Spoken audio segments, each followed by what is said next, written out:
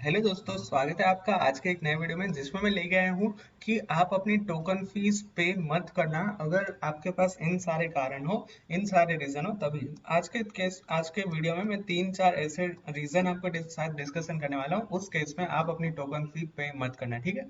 सबसे पहले बात कि यहाँ पे मैं आऊँ उससे पहले 4 दिन मिलते हैं टोकन फी पे करने के लिए आपको। उन 4 दिन में आपको टोकन फी पे करनी रहती है, ठीक है। अब बात आती है सबसे पहले don't want to take admission. अब मान लीजिए कि आपको जो कॉलेज मिली है उसमें आपको जाना ही नहीं है, उस केस में आपको टोकन फी पे करने की जरूरत नहीं है।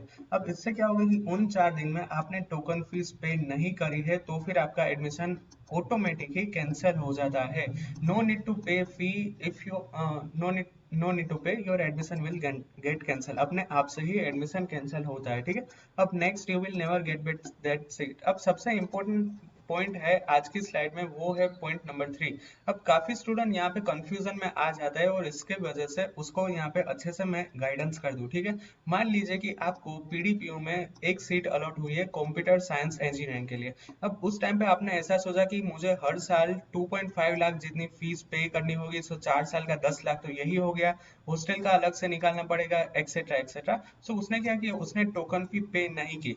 उसके बाद वो चला गया राउंड 2 में। अब राउंड 2 के पास फिर से उसका माइंड चेंज हो गया, उसको सबने समझाया कि पीडीपीयू इतनी अच्छी कॉलेज है, वहां पे एडमिशन ले लीजिए, हम लोन लेके भी कुछ भी करके सारा का सारा अमाउंट पे कर देंगे। सो उस टाइम पे क्या होगा कि राउंड 1 स्टार्ट हो गया, आपने राउंड 1 के लिए टोकन फी पे नहीं की तो फिर आपको वो कॉलेज फिर से नहीं मिलेगी।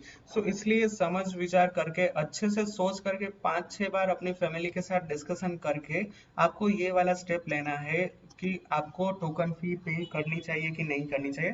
इम्पोर्टेंट बस यही है कि आपने टोकन फी पे नहीं की होगी तो फिर आपको वो कॉलेज में वो सीट वापस किसी भी हाल में नहीं मिल सकती है, ठीक है। सो ये था आज का स्लाइड का, आज का वीडियो का पहला पॉइंट।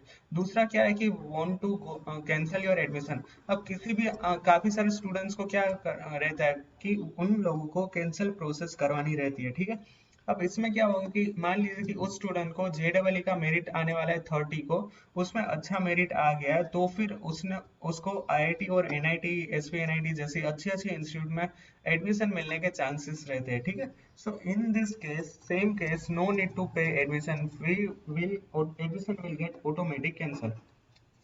तो कहना इतना ही चाहता हूँ कि इन केस में जिन लोगों को जे डबल में अच्छा मेरिट रैंक आया है वो लोग भी टोकन फी पे नहीं करेंगे तो चलेगा, क्योंकि उसका एडमिशन ऑटोमेटिकली कैंसिल हो जाएगा। सो ये केस था, केस नंबर 2। जिन लोगों को आईआईटी में मिलने का चांस है वो लोग भी टोकन फी पे नहीं करे तो चलेगा। Got your admission from the college. अब यहाँ पे एडमिशन होते हैं दो तरह से, फर्स्ट होता है एसीपीसी की साइड से और दूसरा होता है कॉलेज की साइड से। अब एसीपीसी में आपका कोई कॉलेज में एडमिशन अलॉट हो गया और यहाँ पे मान लीजिए कि कोई कॉलेज में से आपका जो एडमिशन है वो अलॉट हो गया, आपकी सीट मिल गई। सो इन दिस केस अगर आपकी सीट यहाँ पे मिल गई है कॉलेज की ओर से और एसीपीसी की ओर से भी मिली है, सो उस एसीपीसी में आप अपनी टोकन फी पे मत करना। तो फिर क्या रहेगा कि एसीपीसी का एडमिशन है वो कैंसिल हो जाएगा और कॉलेज का एडमिशन सिक्योर रहेगा। इस केस में आपको कॉलेज की जितनी भी प्रोसेस होती है वो सारी प्रोसेस फिल करनी रहती है, ठीक है। अब यहाँ पे मुझे लगता है कि मैं अच्छे से नहीं समझा पाया तो मैं अपने आप से फिर से समझा देता हूँ, ठीक है। मान लीजिए कि एसीपीसी में आपने कोई कॉलेज में फॉर्म फिल किया है, एलडी कॉलेज ऑफ इंजीनियरिंग में।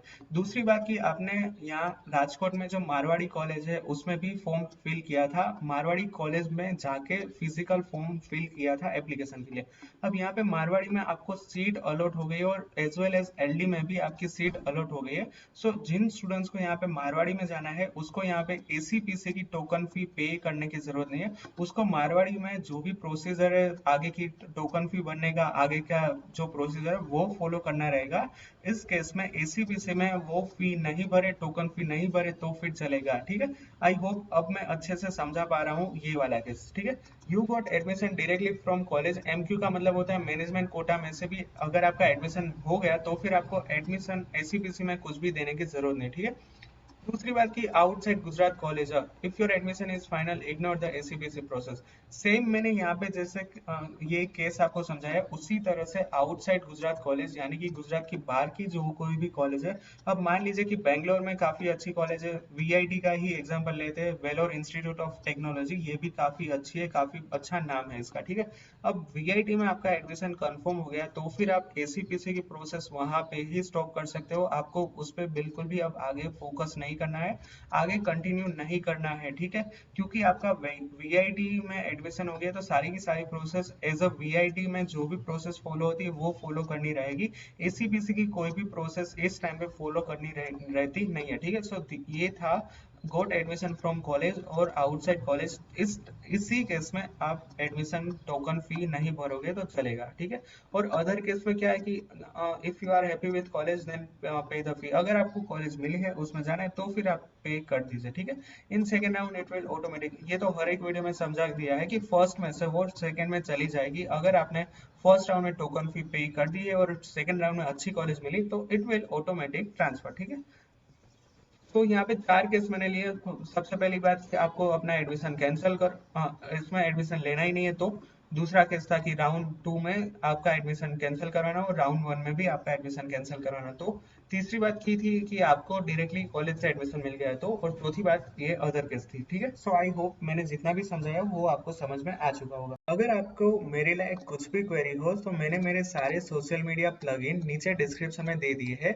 आप मुझे इंस्टाग्राम में भी अपने सवाल पूछ सकते हो, इंस्टाग्राम में भी डीएम कर सकते हो। And as always like my video, if you have any doubt then ask me in the comment section or personally ask me. Do share this video with your friend, and if you're new to my channel then subscribe my channel and press the bell icon for the latest notification. Thank you very much.